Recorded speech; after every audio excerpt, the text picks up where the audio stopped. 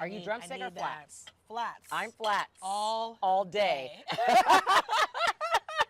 Flats is the only option. There's nothing wrong with the drummies. It's The just, I drummies don't are know. great. It's too much. It's too much.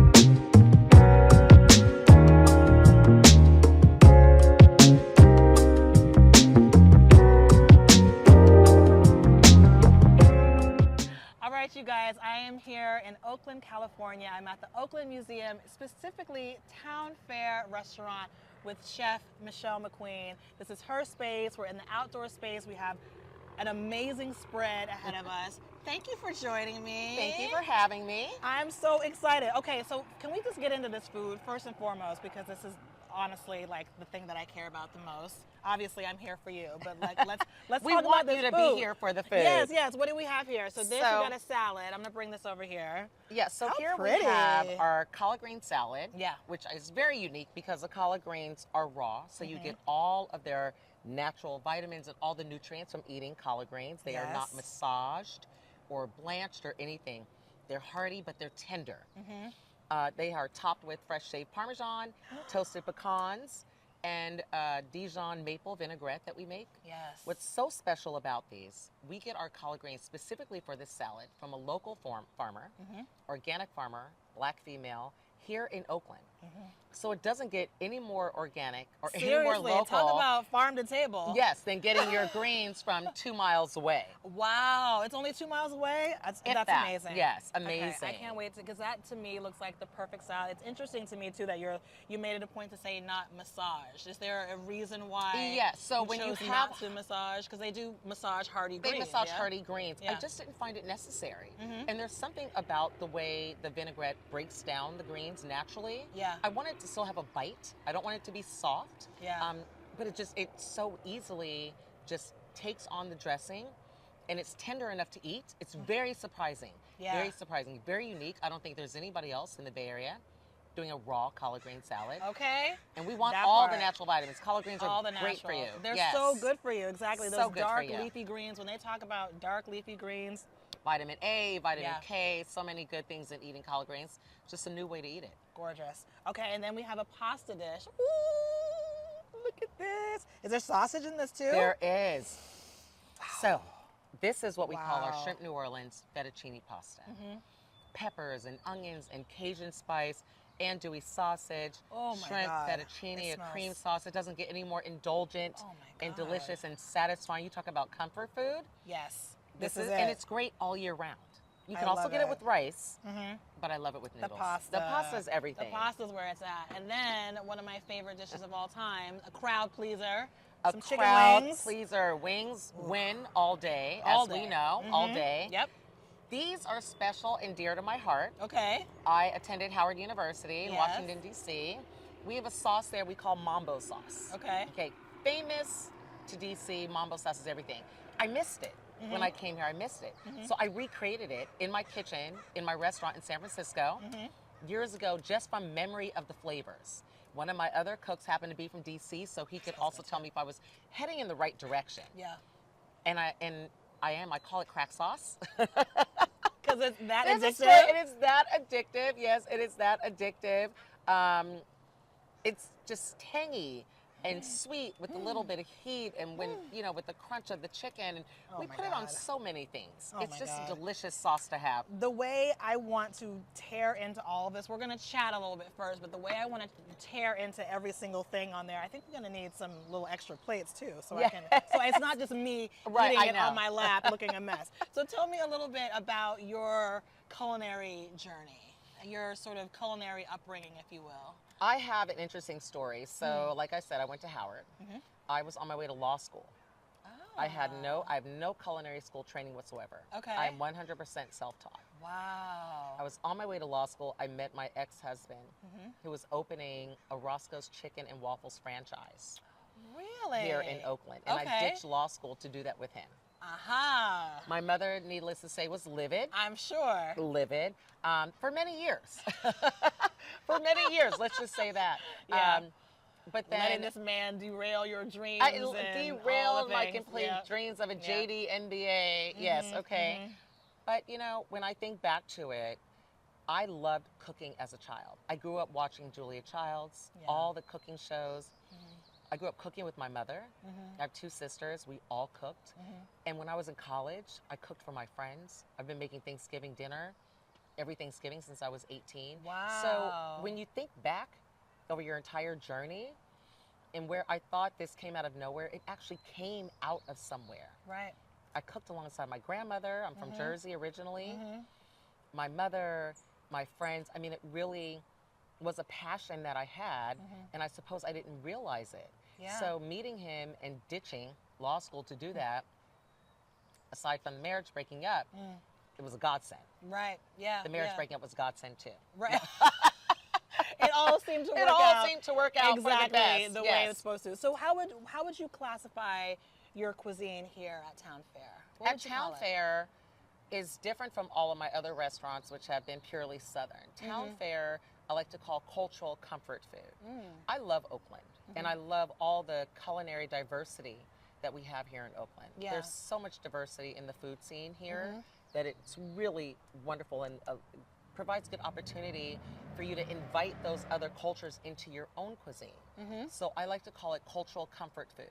I love that. Where we have a Southern foundation, but we do things like a gumbo ramen. For a while, we were doing sweet potato and collard green spring rolls. We couldn't keep up with the demand of rolling them. Yeah. You know, we do blackened jackfruit tacos. Right. So we try to incorporate some Asian and Latin techniques into our cuisine, just because I feel like they're a big contributor to the diversity of Oakland. Right. And we're very community focused. We're here at the Oakland Museum. So it's really just making it full circle.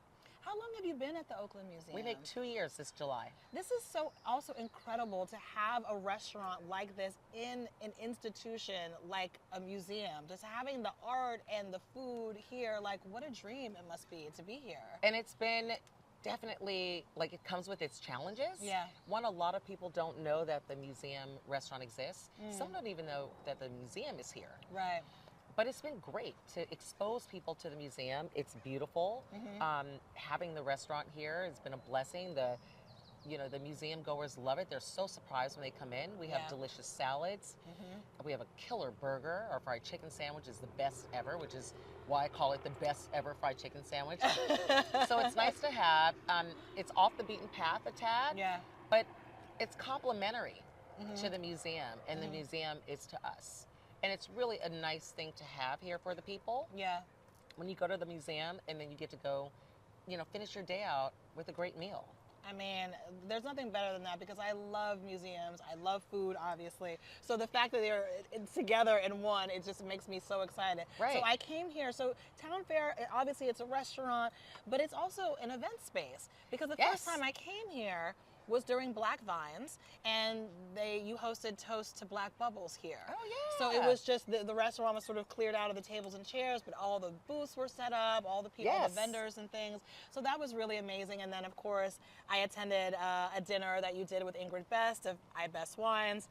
Love. I'm obsessed with her red right now. It's like the only red that I'm drinking. It's so good. So good. So you did a collab dinner here. So how important is that for you, the sort of collaborative nature of your space? I love that the space, there are times when, because it's so, I don't want to call it blank, but it's so clean lines, and I always want to do different things to it. But that lends itself, it's very convertible. It can be whatever you want it to be. Yeah. We host galas, weddings, receptions, bar mitzvahs, birthday parties, movie screenings. I mean, everything. And then we have wonderful patio, as you can see. Yeah. Outdoor space that just goes with it. Yeah. And it makes it such a good space to host an event. It feels like it also makes sense too that it's part of a museum, right? Because a museum, you'll make the gallery whatever you need it to be.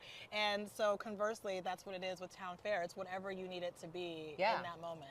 So you were talking about community-minded projects, and I know you're very community-minded. Tell me a little bit about what you're working on or what you have going on in terms of that. So right now I'm working on, we have these wonderful gardens out here, and it's always been my goal since I've been here to use the gardens. We grow sage and oregano, mint, thyme, lavender, tomatoes last year, a little bit of squash. But I want to do it with more intent. I want it to be very intentional. Yeah. And I'm going to partner up with Yolanda Burrell of Pollinate Farms and kind of figure out what we can grow in this space, or we can then partner with a youth organization, teach the kids how to grow, teach the kids how to harvest, and then teach them how to prepare a meal from what's harvested. Yeah. It's very important to educate children not just on the health benefits of food, but let them know what they're eating. Let them see how it gets made. Where does it come from? Different things you can do with it. Have fresh food. Yeah. I've always been committed to preparing meals for those in need. I worked a lot with Eat, Learn, Play and World Central Kitchen during the pandemic, preparing like over, hundreds of meals a week to help those in need. And just because the pandemic is over doesn't mean those people still don't exist. Right. And a lot of them are children. Yeah. And I think what better way to do that than to utilize this space. And it's not a huge space, but it's definitely large enough where we can be impactful in their lives and teaching them how to harvest and prepare. Okay, so to piggyback on that, when I think about how we talk to children about food, I think about my own kids who are very young, and I try not to demonize food. I try not to be like, this is bad, this is good, this is bad, But the truth is there are foods that are healthier for us, better for us than others. And so I love this idea of really teaching kids where their food comes from and like literally the whole cycle of it, as opposed to just, it comes from the grocery store, right? Yeah, definitely. Yeah. And teaching them that very tasty, even dessert things can be made out of food. Things you may not think that you like, you should try. Yeah. Because I agree with you. You don't want to demonize food. One, you have to create balance. Yeah. Because life is all about balance. And they are going to eat some things. They're going to eat some McDonald's. Yeah. Or they're going to eat something. But then just how to balance it out and just knowing and giving them more knowledge about food. So as they grow older, they're more prepared to deal with it as they, turn into college students, to adults, and go out into the world. Yeah. They know where the food has come from. They know what to look for. They know how to purchase it. Like not necessarily what's good and what's bad, but kind of what it should be. What's in season? Yes. And what makes sense to eat now versus different times Exactly, of the year. exactly. So speaking of all that, right. I want to get into this This salad. is in season. Yes, everything here is in season. I really want to get into this collard green salad specifically off the bat. Oh wait, and we also have cocktails here. We haven't even talked about the cocktails. Let me talk to you about What's going on about the drinks? So we serve, this is so our pretty. bissap. Bissap is African for hibiscus. So in the Latin community, it would be Jamaica.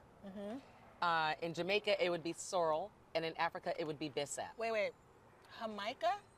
Not jicama? Jamaica. Have I been saying it wrong this whole time? Yes, girl.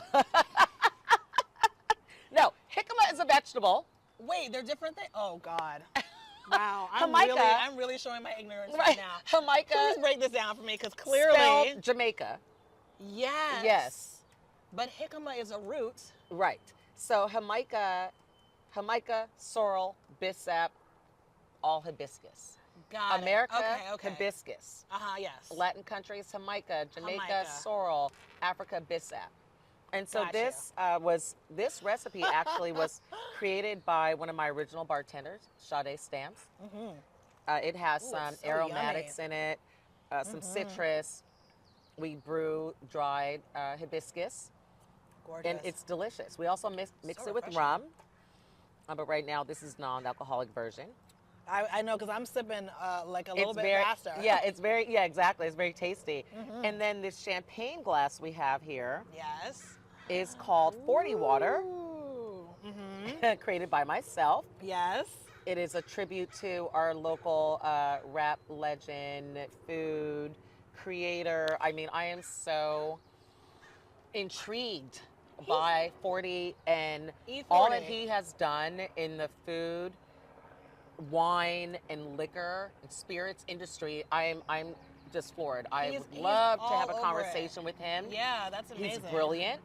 Shall I This stir? contains champagne. Don't let it bubble over on your clothes. Okay. champagne. It has his Tycoon cognac, a hint of lemon, and some Saint Germain. Ooh. And it's very tasty. It's literally one of our most popular brunch cocktails, but just in general.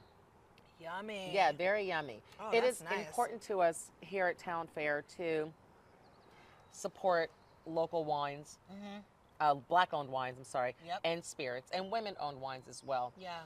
We focus on that because I feel that since I am in a very unique space, which has a very diverse clientele, I have the opportunity to showcase these brands to all of these people. So it is my responsibility to do it. If I have the ability to do it as a Black female entrepreneur, it's my responsibility to do it. Yeah. So I try to carry as many as possible I love that. Black-owned wines and spirits, so people can taste them and get exposed to them in all of their excellence and their beauty. I love that. And so this is important. All right, so let's get into Yes. it here. I'm gonna hand you a plate. Thank you. Let's see here. We'll start with the salad, and then we'll go from there. Look how beautiful these greens are. Also, they're so bright. So bright. Yes, it's just like kissed by the sun Thank you. and all the things. The other unique part about this salad, you need a little of the crunch from the nuts. I love a crunchy salad. It gives it, a nice crunch to it. I feel like at my big age, I'm only now discovering like the real potential of salads. I really feel like I just looked at salads, it's like, oh, it's a salad. But a salad can be so layered and have so much depth. So much depth. And I definitely prefer a salad that's got crunch and that's got cheese on it. Yes, and the cheese adds a nice fattiness to it that it needs without overbearing it with Oh a my creamy God. dressing. This is beautiful. You know who would love this salad? My father. He loves vegetables in like their most raw. He eats like raw, like garlic and ginger and all that stuff. He would love this. It's delicious. I haven't had it in a while. It's so It's good. delicious. And these are the local greens. And There why? were different varieties of greens that I learned for the first time. Yep. I was learning about different varieties. And this variety is called cash crop. Okay. I'm actually not sure, but I selected this one because it has a sweeter, naturally sweeter taste to the grain. It was tender, but it held up. It didn't wilt easily because I wanted to still have life. And so that's why I selected this variety. They do look very, I mean, again, just for me to even comment on it, like they look so great. They do. They look very alive. It doesn't look like it's been And you can sitting tell- on a shelf for weeks or something. You And know? it's not difficult to eat, No, not at all. right? Because, like we were talking about before, how like kale and things are usually massaged. I think probably to make it a little bit more palatable for people to eat it in its raw state. You don't really need all that with don't this kind need of that. collard greens. Yeah. Really yummy. So Southern cuisine, because I feel like that's definitely where a lot of your cooking heart is from what I've read. And so I think about Southern cuisine, I think about soul food, right? And I grew up in Atlanta. I'm from Boston originally, but I moved to Atlanta when I was 6. I lived there from 6 to 18. So a lot of my culinary, life has been in the South and has been very much Southern soul food cuisine. And I've been thinking a lot about what is soul food? Like, who gets to define what is soul food? Because you think about soul food, you think about Black folks, right?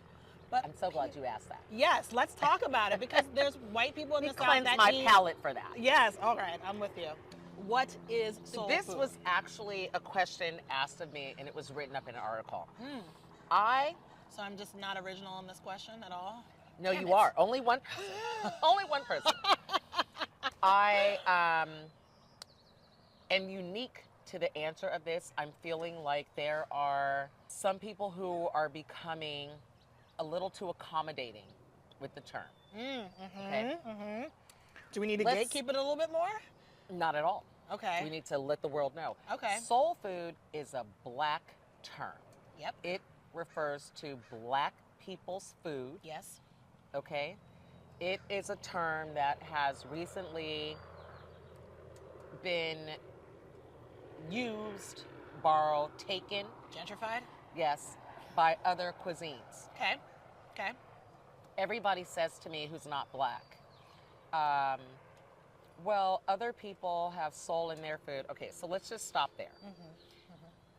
It does not matter, and I do not take that away from other cuisines. Come up with your own word. Okay, because when people say, let's go out and eat soul food, they don't think no. any other food You think about besides black our food. Yeah. Now, That's what I think. that's number one. On the second end of that is, yes, I make a pot of, if I make some fried chicken and, mac and cheese, collard greens, cornbread, what have you, I'm making soul food. If you, as a white person, makes fried chicken, collard greens, mac and cheese, cornbread, you made Southern food. Okay, so let's just let it rest where it lies. So it's the same exact plate of food, but for me, there's history in it that you don't have. Got it. Okay? Got it. Your history with that food comes from a whole different place, which a lot of times you don't want to revisit or discuss. Right. Now, for us, that comes from a place that is very different and a different kind of meaning than it has for that plate of food for you. So in your mind, it's contingent upon who is cooking it. Only black people can make soul food. Right. Period. Right. Period. Because I had a whole list of things I was gonna read to you and be like, is this soul food or not? But it feels like I'm very funny style about that. Yeah. A lot of, and other black people not necessarily are. There was a woman, and I don't know her. She had a TV show about finding soul food. And her intro was all about everybody makes soul food. And I said, I didn't know her. I know some people that do. And I was very offended by it. I felt like it was a disgrace to her community. I looked at her like she kind of sold it out. Because it's not true. Yeah. It might simply be her opinion, and she was getting a lot of publicity behind her show, and congrats to her for her show. But why did you sell that? You sold our history away. That's not true. Right. Yes, other people have soul in their food, if you want to say that. Okay. But yes, I understand what you're saying. See what I'm saying? You are taking something that is very.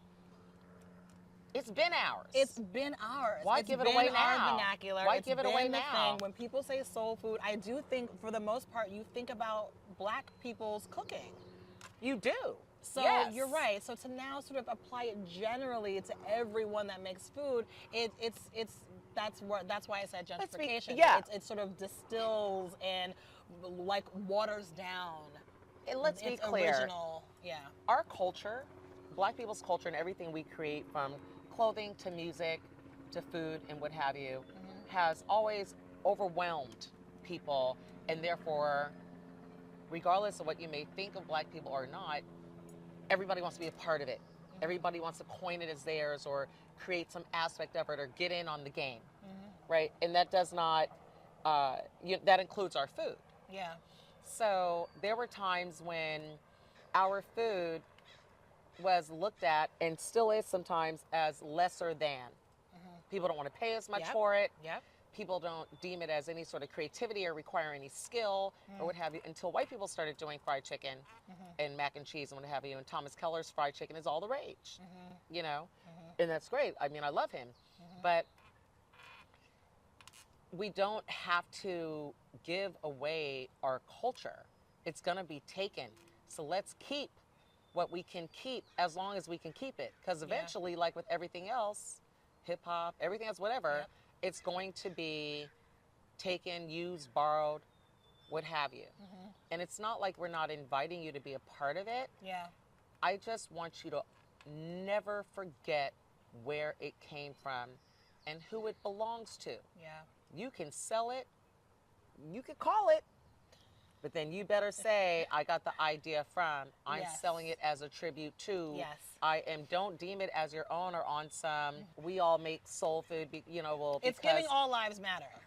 It's giving all lives matter. Yeah. Thank you. Right. That's really what it is. That's really what it all is. lives matter. That's really what it is. And I'm just I'm over our stuff being taken. Yeah. And I'm also over the black people that are accepting of that. You know, soul food it's rich history. Yeah. Rich history in our food. You know, so much history. There's rich history in Asian cuisine too. Absolutely. It doesn't necessarily make it soul food. No, it doesn't make it soul food. There's rich history in Italian food. There's rich history in a lot of the foods of people who were once poor and had to make something out of nothing or what have you. Right. Okay, and that's where a lot of it comes from. Come up with your own name. Come up with your own name. This is our name. Fair. I think that's fair. I want to honor you. on that. Yeah, I want to honor on you that. and the struggles of your food and where it comes from. Yeah. Tell me what you want to call it. Right. Don't take ours. Don't take ours. So, because I had this idea of like rattling some things off, let me just throw a few things at you. Fish and grits. I like it. Soul food? Yes, it's grits. Because there's grits. It's grits. Right. Now, Okay. if I make it, if somebody else makes it, maybe it's Southern food. Right. Yes. This is the point where it's like very specific. Because if I did salmon over polenta, grits, right. okay. But you would not call that soul food. No. You would say it's salmon over polenta, which is lovely. But wow, that's so when I make my gumbo ramen, I'm all about. I always tell people I come from old school code and integrity that a lot of people I don't think have anymore. When I make dishes that have any aspect of a Latin technique or flavor or Asian or whatnot, I'm going to give all tribute that I can to whatever part of that history that I'm borrowing of theirs. I'm not going to act like all of a sudden, you know, it's mine, there's nothing to do with you, you know, sort of deal. I think that's important that I respect the cultural history of other races. Yeah. It's important. I love diversity. Because we want it for us. Yeah, I don't want a mashed pot of everything. Right, so we need diversity. to extend that same respect for when we're sure. also pulling from different cultures as well. For sure. Interesting. So, mac and cheese then, because everybody eats macaroni and cheese. That's real. Now that's a tricky one, because I'm funny about mac and cheese too, because it's pasta and cheese sauce. Yes. That's an interesting one. But when you think of a soul food meal, I think of mac and cheese 100%. Absolutely. Like my 100%. favorite, my sort of dying meal, right, is going to be a plate of soul food. It's either going to be some barbecue ribs, some fried chicken, preferably both, collard greens, mac and cheese, and a piece of cornbread. Mine's probably going to be a charcuterie plate. What? Really? I love for your last meal? For your last meal, you want to be I know. You don't want cheese. I love cheese. I don't know. I love but cheese. I love a charcuterie. I love it. I love cheese. I love cheese too. And the dried fruit. No, I love cheese. So yes, mac and cheese is definitely a part of soul food. Yes, but yes, I don't it's know not that just soul food. No. But mac and cheese, I don't know if that's like an Italian thing. No. You know what I mean? It's definitely a Southern thing. Yes, I mean I would coin that as soul food, but according to High on the Hog, the history about it, I don't know if I'm getting it 100% right, but there was an enslaved person, Hercules, who was sent to Europe, France perhaps, to learn, to get his sort of culinary skills up, right? Yes. And it was there that he kind of put together mac and cheese as we know it as Americans. Yes. So a black person invented it, sort of, ish, kind of. Basically. I know. It all gets very, like, confusing when it comes to this sort of thing. So, but again, there's mac and cheese. Everybody enjoys mac and cheese. But I also feel like maybe it's about technique as well. Because there's a way, you know, I'm sure you've seen most people's mac and cheese is with the bechamel sauce. Right. Yes. Okay. So mine is old school. And it's funny because I have some other black chefs say to me, oh, well, you know, sometimes I do it like that too, because they're quick to, here's my thing with mac and cheese. Once you start adding broccoli, you start changing the noodles. I don't know. Even for black folks, you start, now it's not, you know, it's orecchiette, it's all kinds of different noodles, and, you know, y'all want to put shrimp in it, all this. Okay. Elbow macaroni. It is now a casserole. Okay, yes, it's a casserole. Exactly. I don't care who makes it. You've now made a casserole. It's a good casserole, but it's a It's casserole. casserole. What is everyone's I like obsession? baked mac and cheese. I love baked mac. What is everyone's obsession with lobster mac and cheese? Like, why do we? Is it just because lobster's fancy? I Yes. can't get with it. I can't get with like a lobster mac and cheese. Just give me a regular ass mac and cheese. I want it crusty and golden on the top. But It's the the lobster mac and fancy. cheese. It's like every steakhouse you go to, It's the fancy. mac and cheese or whatever. You know, from a business standpoint, I'm not mad at that. People Okay. want something that feels fancy. Yeah. Lobster is associated, for some people, Mhm. with being very fancy. Yep. Yep. So a lobster mac, yes. In my experience, I've yet to have a lobster mac out that is super flavorful. It's overrated. That's how I feel. I've had it at places. I'm just Lobster like, is I don't already get what the big deal A is. very mild tasting. Exactly. It doesn't taste like anything until you slather it with Until butter you- and lemon and shit. Like Well, it doesn't- does. It has a nice sweetness to it, whatnot, when Yeah, you get I it. guess so. But it's not. But once you submerged it in all of this Yeah, cheese and all the things. Yeah. the bechamel, Mm-hmm, it is now takes on the flavor of the cheese.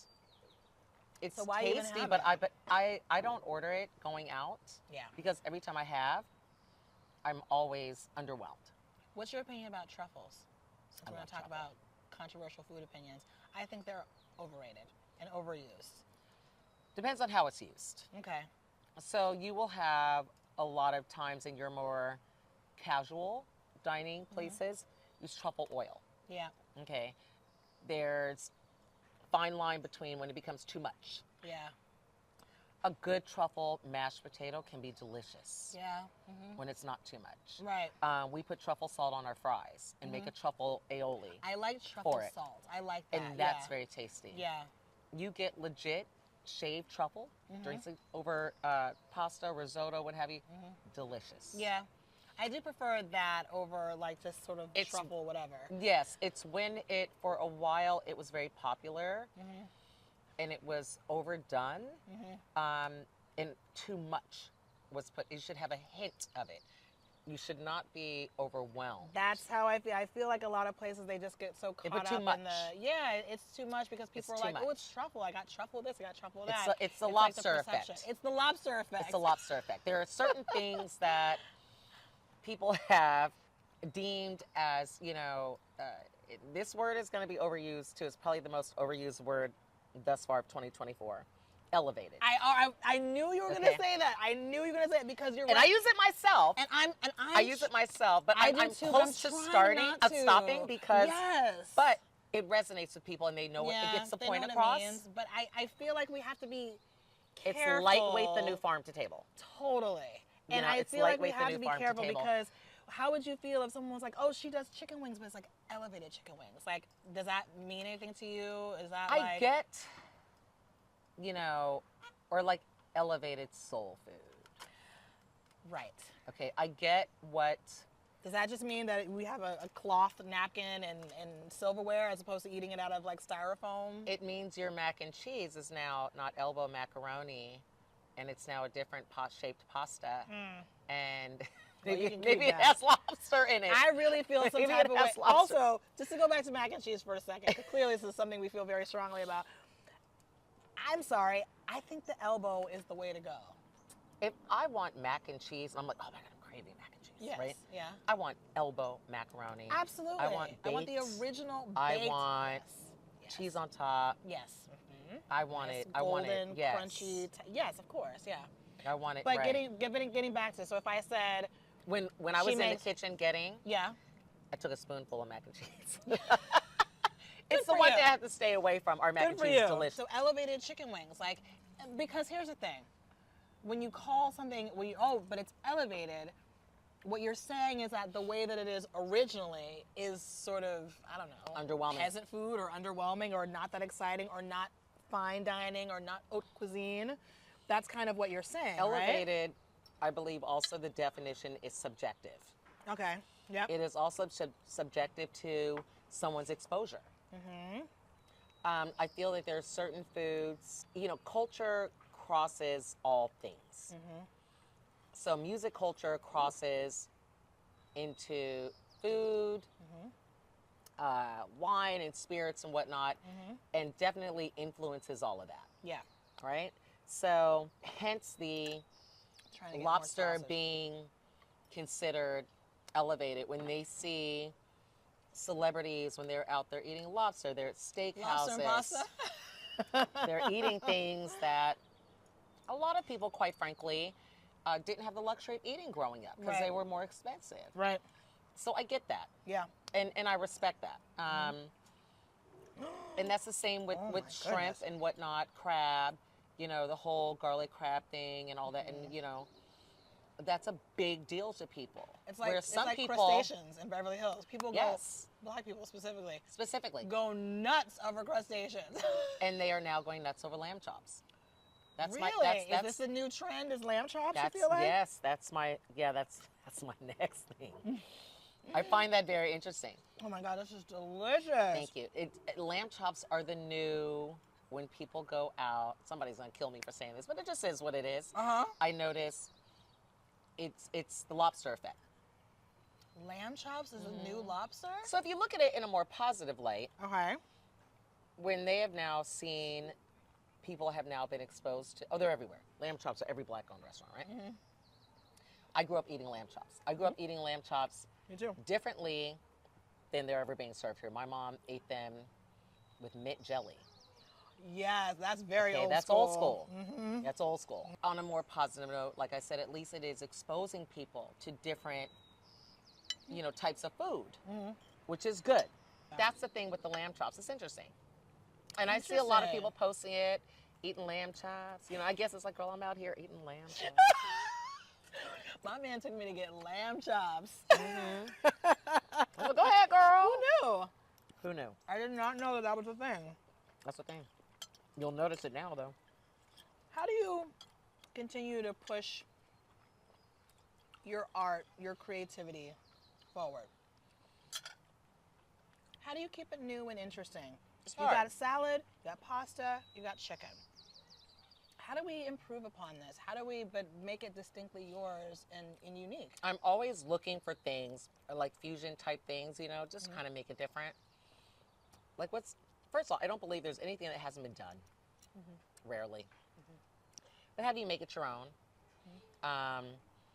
You know, put your own life into it, a little bit of you, your own love into it.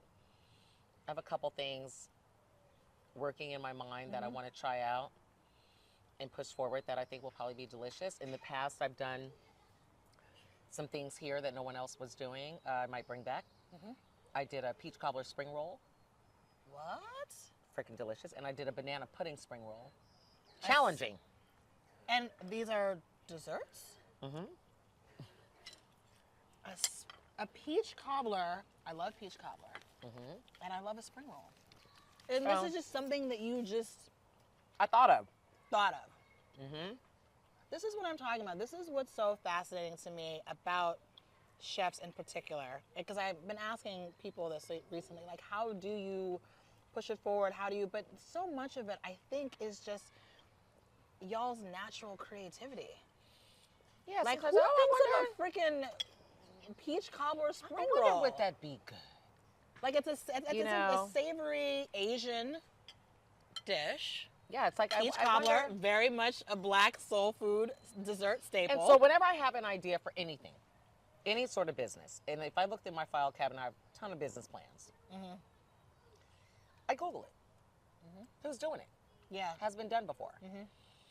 When I did that for the peach cobbler spring roll, I wasn't the first, but nobody was doing it here.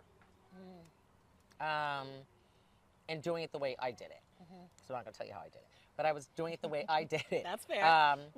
And so it, you know, it was delicious. In my mind, it looks like a cannoli. Looks like And a spring roll, Okay. all the way enclosed, Oh, all the way enclosed. like a spring roll. Which a cannoli is not. Mm-hmm. Open-ended. So you do, so that's not on the menu. We're gonna bring it into the rotation. You're gonna let me know. You're gonna text me Maybe, as soon as it hits. yeah, right. Because I want to try Maybe that. for our 2-year anniversary.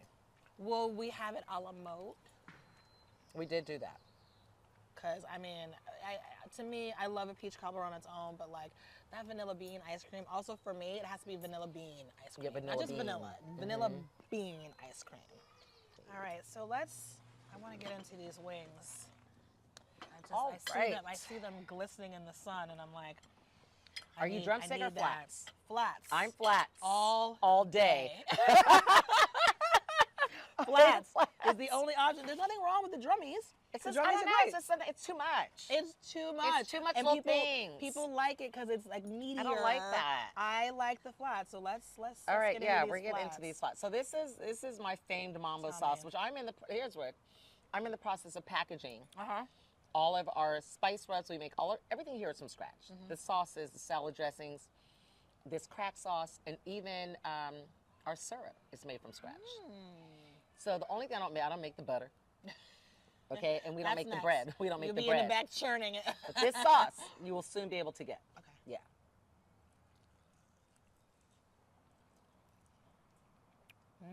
Oh my God, this is so good.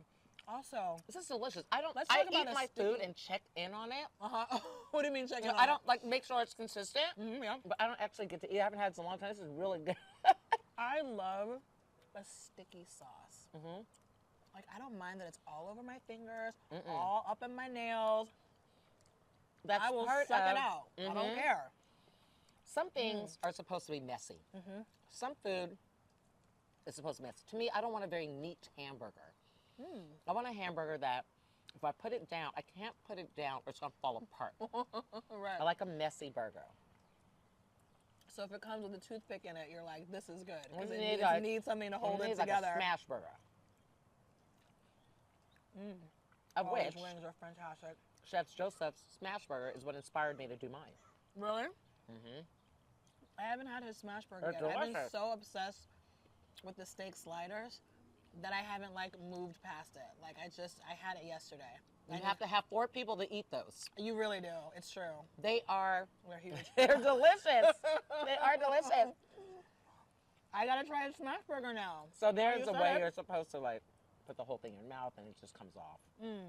But This whole thing? and you just, but Just yeah, pull it out? That's not. We're not going to try that right now. No, we're not gonna try that right now. A sticky sauce wing is everything. Everything. Yeah, and you know Absolutely everything. the licking the sauce off your fingers. It's part of the plan. It's part of it. It's part of the journey. When you have a good wing. It's if the sauce isn't, if I can't lick it off my, like, what am I doing? What am I here for? You have If I to can't have this part of it. take it back to your childhood I was just gonna say, it's like being a kid. when you didn't have to have etiquette. Let's bring back food You know? that we don't have to have etiquette Etiquette about. for Bring right. that back. Let's bring that back. Okay, so we were talking about inspiration. What inspires you as a chef? Or as a person, really, because it probably informs everything that you do. Yeah, it's an interesting question. Probably, you need to get some thought to that. As a chef, I am inspired by things that I see, not just food. I'm obviously inspired, but by what I see other people doing. But I'm really inspired by the things that I think people will enjoy. You know, the best thing about being a chef and being in this industry as a chef, unlike other positions in other industries, I get to see right away if you like it or not. I get to see if you're happy or not. Instant gratification. Instant gratification. So you eat the food, and we pride ourselves on seeing that happiness through our guests. I want you to eat a piece of food and do a little dance or put a smile on your face or what have you. That is when through all the hard days, all the tough times, you can look at it and you're like, that's why I do this. You know, it's so funny. I'm so glad that we're talking about this because on the ride over here, I was thinking about, this is the thing that I wanted to bring up to you, is that when you did that dinner with Ingrid, the I Best Wines dinner, the way you went around to each table, you were truly invested in our experience. You were like, what do you think about that? Did you like that? Did you like the spice? Like you were Yeah. really, it wasn't just like, hello, this is what this is. Goodbye. Now I'm floating off to the other tables and doing that. You were really like looking me in my eyes and being like, did you like that? I need to know right now. I need to know. But that's what I was thinking of. I was like, she's really invested in our experience and our pleasure and our happiness. Yeah, so the thing about doing these dinners and what I really like is not just being able to showcase a new wonderful wine. Ingrid's wine is delicious. And watching her journey in the production of it has also been so amazing. So to actually be able to participate in how it's come to fruition and now taste it is important. It was wonderful. But what I like is I said, okay, so I've been to South Africa. It's a South African wine. I want to make some things that honor South Africa, which I've never made. You know, I've made a peri-peri sauce. We do that well. So that's where that inspiration came from. Taking a part of me and the southern roots of my food and now adding a South African, aspect to it was important. And then I made some things that were South African that I simply had never made before. That soup that you made? That just kind of popped. Greens. Yeah, just kind of popped in. What was it? Black eyed peas, collard greens. What else was in it? Yam. Tomato. That was. Everybody really loved that soup. Oh, it was so And so good. here's the thing with soups, so you all can know when you make them, they're better the next day. A lot of times when I make a soup or a gumbo, even beans, whatever, even spaghetti sauce, and you taste it the day of, and I'm like, it's missing something. You start adding stuff, whatever, and then I'm like, let me just let it sit. And so the next day, it was so good. I added a little bit of cardamom to it, which was different for me. Interesting. Yeah. But you can't do that you can't make something and serve it the next day. You have to make it and serve it straight away, right? Or is there a way to do that? You definitely make a soup and serve it the next day. Yeah. Some things need that. They need to rest. It's like marinating meat. Some things need to rest. They need that time. And sometimes, some soups you can eat right away, but no, soups, they can rest. I had never had anything like that dish before, and it was so incredible. I actually couldn't figure out which wine I paired with it better. I couldn't decide if it was the red or the white. That's what was interesting, talking to people. Well, that's also the very nice thing about wine these days, and about Ingrid's wine in particular. It pairs so well with whatever you're eating. And it really is a matter of preference. So unlike the days of white with fish and chicken and red with beef, those days are kind of done. Yeah. So it really, especially the way things are being seasoned in the sauces and what have you. Right. And I think we've just now opened our minds up to what can go with what. It's a very personal journey, what you pair your wine with. And of course, there are some specifics as to what cuts the fat, adds to this. If it's spicy, you have this or what have you. There are some basic foundations of it. But it's really a personal journey. Yeah. And I know people, I even have friends of mine who want to always guide your journey. You know what I mean? And want to tell you, act like you don't know what you're talking about. And I'm like, but you're not a song? Right. And it's very personal. Yeah. And that night, it was very interesting to hear. And I wanted people to do that. I want you to taste it with both. I want you to come up with what you think is best and what works for you. And let's talk about that. Yeah. Let's figure this out together, and how we're enjoying the food. Yeah. And what we think it goes well with. And I think that's really important so that people can now have the opportunity to enjoy more wines, enjoy some things as they see fit. And the fun is in the discovery. The fun is in the discovery. Yeah. And there's no one to tell you you're wrong or what have you. Too often do we criticize, and too often do we always want to be right. Yeah. It's not about being right. Let's just have some fun. Yep. Let's just eat some food. Have a good glass of wine.